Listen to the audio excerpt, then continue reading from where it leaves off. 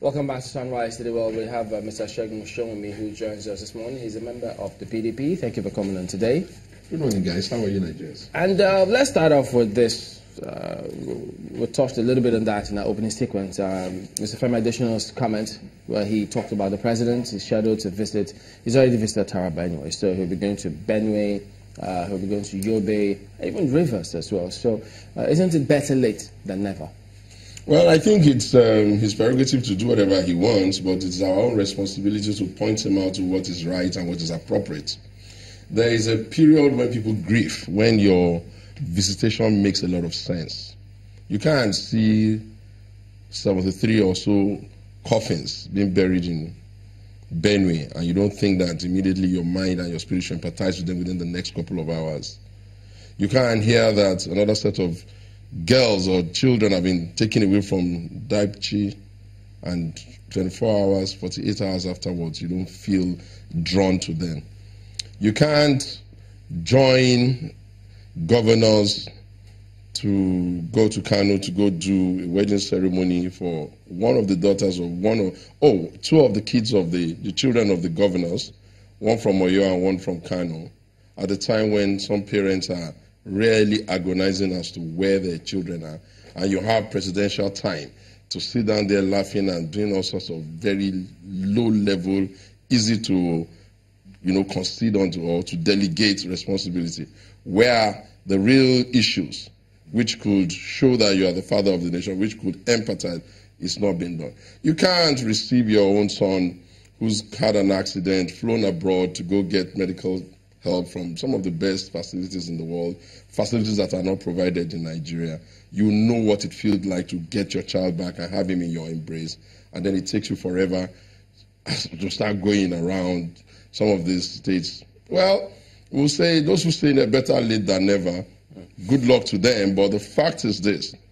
One of the major problems that Nigeria is facing now is all of these, if you like, soft target terrorism, people just gathering people out. So it has to be one of the issues on the front burner of the president. I don't expect him to leave every other responsibility and do nothing else but go and be visiting people to commiserate. No, but you have to time it well. You have to know that people are truly grieving, and you have to be able to connect with them at the base of their grief. If there was an incident in America a couple of days back where there was gun shooting, within 24 hours or less than a couple of minutes, the president had already started saying things. Yeah. And that's the progressive way that people expect governance to now touch them. It's bad enough that government is not meeting all the aspirations of the Nigerian, or of any people, of the Nigerian people particularly. But if they now cannot show empathy on time. But what do you think about those who will then say, well, you need to remove the mote that's in your eye before the beam in another person's eye, because they think that your party did the same thing similarly last time, so does the party have any moral right or grounds to seem to want to point the president in the way he ought to go? Yeah, I understand that sentiment, but I think it's also very limiting in the scope of how progress is meant to be made. If the last occupants of the seat, my party, and the leaders of my party, and the president of my party did a few things towards the Chibok girls that probably went there a little bit late, if that's the argument you're bringing to the table, is that the reason to suggest that that is the highest standard of governance in the world, that the new regime and the new party must necessarily follow that route? I think that we're just being intellectually lazy. We must be able to say, when the president has done some things right, we must say, okay, you've done this right. And when we think that we can up the ante a little bit, we must up the ante. We cannot be at the time that we're having so many terrible issues around terrorism. And you have to know one thing. You see, it's difficult for someone that has not been directly affected to understand precisely how traumatizing the incidences are. And when the commander-in-chief comes visiting, it's not that he's going to automatically bring the children back the next day, but at least it sends a strong message that he's with them in their grief. You can't show rushes and images of yapping about and dancing about and enjoying themselves and doing fatia for their own kids when in the real sense of the word, other people's children are not available. Well, if you say it is the way they did it in the past, must that be the way we're doing it now? Should that be the way we do it in the future? Should we be stuck in the past? No. If we're to look at the positives, one would wonder what impact Mr. President's visit will be to those states. In your view, do you think it will change anything? his views, you see, Africa and Nigeria especially is such that the personality of the president, the mystique of that office, the courage of the man involved has a lot to do just to succor people. It's like saying somebody, you've been bereaved. Why do people visit you? The visitation is not necessarily going to raise your dead relative, but the visitation will stand with you at the point of grief. You just probably need a hug from somebody, or somebody to just say, okay, I'm here for you. Never mind, life will go on well again. Some of these roles we're trying to say our leaders should fit into, they're consistent with progressive societal expectation on how government must connect with the people. Now, I'm not going to say that those who say, oh, when PDP was dead, they didn't do this. When PDP was dead, hello. We had an election in 2015. And in 2015, we lost. And when we lost that election, some other persons took over.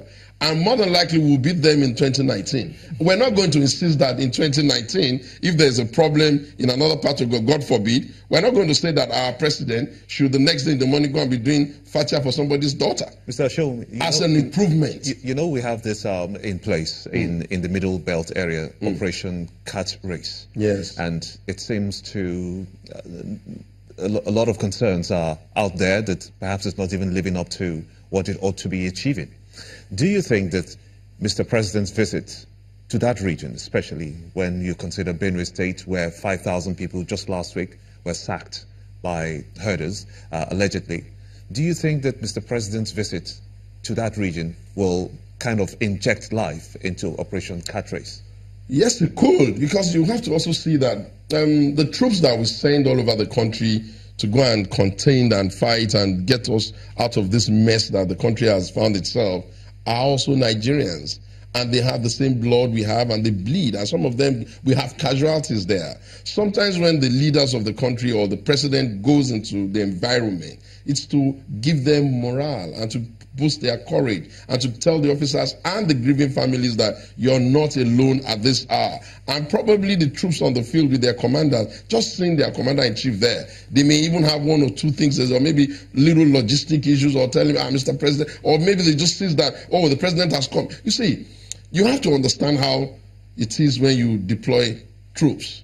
Nothing gives soldiers the greatest enthusiasm than to see high command come and talk to them and visit them, adjust their pin and do the inspection. That's how the military has been run all over the world, and Nigeria is not going to be an exception. The military is not a unique creation of Africa, so we must look for some of the best practices. We needn't dwell completely on the fact that, okay, he went there late, or, okay, he's gone now, there's some benefit.